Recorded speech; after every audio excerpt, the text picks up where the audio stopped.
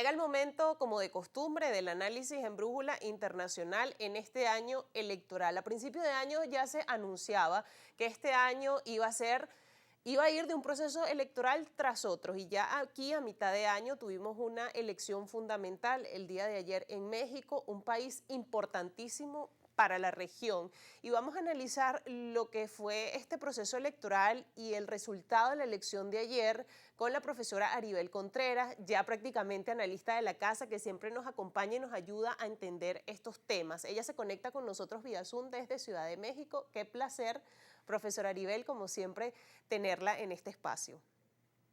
Un gusto y un privilegio para mí estar contigo y con todo tu auditorio, mi querida Anastasia. Realmente, hablábamos justamente antes de ir al aire, cuando hicimos la conexión, sobre lo complejo que está el mundo, ¿no? Y cómo estos procesos electorales, todas estas elecciones de alguna manera lo complejizan un poco más. Y la idea es ayudar a la audiencia a entender el resultado de estos procesos y lo que se vivió ayer en México, como Claudia Sheinbaum prácticamente desde que comenzó la carrera electoral estuvo liderando la intención de voto, pero que ayer con los primeros resultados ya se notaba que la victoria se daba con una contundencia tal que no había forma ni siquiera de dudar que iba a ser la próxima presidenta de México. Entonces, ¿cómo leer y cómo entender este resultado? Sin duda hay muchas lecturas, más allá de ganadores y perdedores. Me parece que de entrada hay que partir de que los mexicanos, casi 100 millones, era el padrón electoral y hubo una gran participación, ligeramente arriba del 60% del padrón electoral. Me parece que esto habla mucho del mexicano, esta manera en que el ciudadano salió algo que no habíamos visto en el pasado, no nada más en territorio mexicano, sino inclusive los consulados de México en Estados Unidos, también por parte de los mexicanos que estaban en Madrid, en París, que hicieron más de 8 horas para poder emitir su voto. Esto me parece que de entrada habla muy bien del mexicano comprometido a cumplir con una obligación y un deber.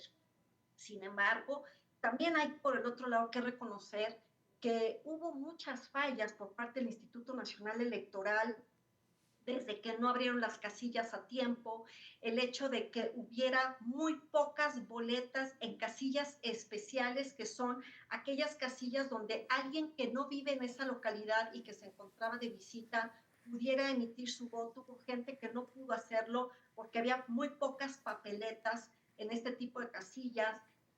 Sin duda también señalamientos por parte de los mexicanos que se encontraban en el exterior de que un sistema obsoleto electrónico con pocos equipos de cómputo para emitir el voto. Entonces, me parece que también hay muchas cosas de forma para entenderlo. A tu público, ¿qué le interesa? ¿Por qué es importante el que hoy se hable que la primer mujer por fin en México gana una elección? Sí, sin duda. Hace más de 70 años apenas se le dio en la Constitución a una mujer el derecho a votar y con ciertas restricciones. La mujer en México ha tenido que batallar mucho con estos machismos y estas misoginias sociales. Después de 70 años de que por fin se le diera cabida y voz a la mujer en temas electorales, pues llega finalmente a la primer mujer presidente.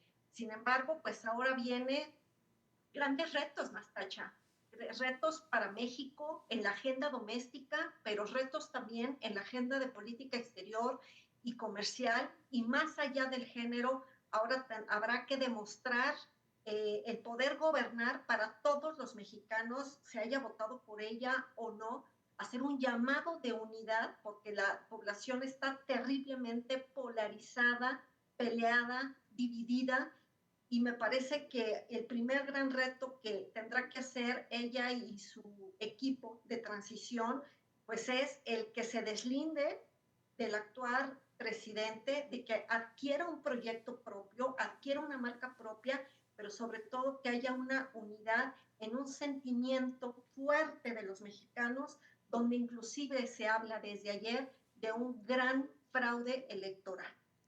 Precisamente con respecto a esto último que comenta, a mí aquí me surgen dos interrogantes. Por un lado, ¿qué motivó a la población mexicana a asistir a las urnas tan masivamente?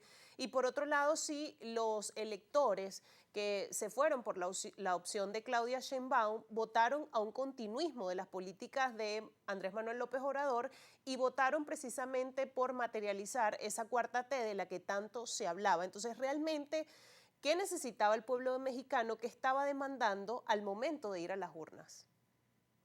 Me encanta tu pregunta porque de hecho me parece que hay que saber escuchar muy bien a este electorado para identificar sus necesidades y que justamente la parte económica, justamente los programas sociales son los que enamoran el oído ante esta nueva ola de neopopulismos, es decir, los nuevos populismos que lo mismo han llegado a Estados Unidos, a México y en otros países, donde se decantan por una plataforma llena de cosas hermosas y maravillosas y donde hay una base electoral que pertenece a cierto gremio social, donde lo que le interesa es que no le quiten esas aportaciones y estos programas sociales y donde dividió mucho el hecho de crear narrativas de que si ganaba la oposición se les iban a quitar, algo que es mentira, porque por constitución es un derecho y ya no te lo pueden quitar.